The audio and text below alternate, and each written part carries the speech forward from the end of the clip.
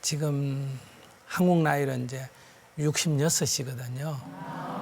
그러니까 제가 어릴 때니까 지금부터 한 55년 전이다 이렇게 볼 수 있지 않습니까? 1960년 전후로 봤을 때 우리나라 국민 1인당 GNP가 100불이 채 안 됐습니다. 그때는 보릿고개라는 게 있고 이랬었지 않습니까? 그런데 현재 우리나라의 이 1인당 GNP가 어느 정도 되느냐? 한 3만 불 가까이 됩니다. 예. 그러니까 지난 50년, 55년 만에 몇 배 올랐어요? 300배 늘어났지 않습니까? 저는 어릴 때, 제 어릴 때 본 것과 지금 본 것 사이에 이걸 다 지켜봤지 않습니까?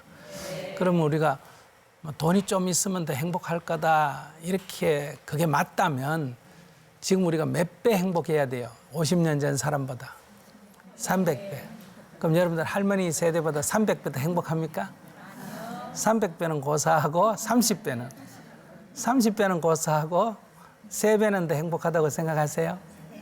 3배도 더 행복하다고 할 수 없을 거예요. 그러니까 이런 걸 보면 이제 이 물질적인 것이 삶의 필요는 하지만은 그것이 꼭 행복 지수하고 일치하지 않는다. 이걸 알 수가 있습니다. 그래서 오늘 이 수치를 한번 살펴보면요. 그것은 매년마다 조금씩 다른데요. 현재 우리 국가 GDP는 세계 11위에서 13위 사이를 왔다 갔다 합니다. 한 200여 개 나라 중에 이 정도면 굉장하지 않습니까? 그러면 이제 1인당 GDP는 얼마냐? 이건 한 28위에서 30위 사이 정도 됩니다. 역시 세계 상위권입니다. 그런데 행복 지수가 어느 정도 되느냐? 이거는 58입니다. 똑 떨어집니다.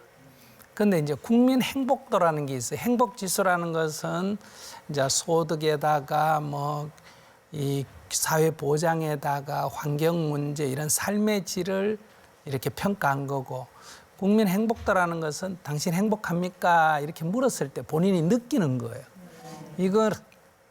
이거는 세계 118이랍니다. 그러니까 엄청나게 떨어지죠. 그럼 도대체 한국 사람들은 어느 정도 행복하기 때문에 수치가 이렇게 나올까? 국민 행복도 점수가, 행복 지수가 59점인데 100점 만점에 세계 평균이 71점이라 그러거든요. 그러니까 확실히 아래에 떨어진다고 볼 수가 있죠. 그러니까 이런 걸 보면 이 물질적인 어떤 부만 가지고 사람들이 행복하다고 말할 수가 없을 거 아닙니까? 그죠? 그러면 또 물질은 필요가 없다 이런 말할 수도 없습니다. 네. 그래서 이제 여러 가지 그 지수로 이렇게 통계낸 것을 보면 역시 북유럽 국가가 행복 지수가 제일 높습니다. 그러니까 소득 수준도 높고 또 여러 가지 사회 보장 제도도 잘 갖춰져 있고 그다음에 정치적으로도 민주화돼 있고 이러고요. 행복도가 제일 높은 나라는 예를 든다면 부탄이라든지 이런 나라입니다. 그런 나라 사람들은 이렇게 본인 스스로 느낄 때 굉장히 이렇게 삶을 행복하게 사는 거예요. 이런 것은 꼭 물질하고 비교가 안 됩니다.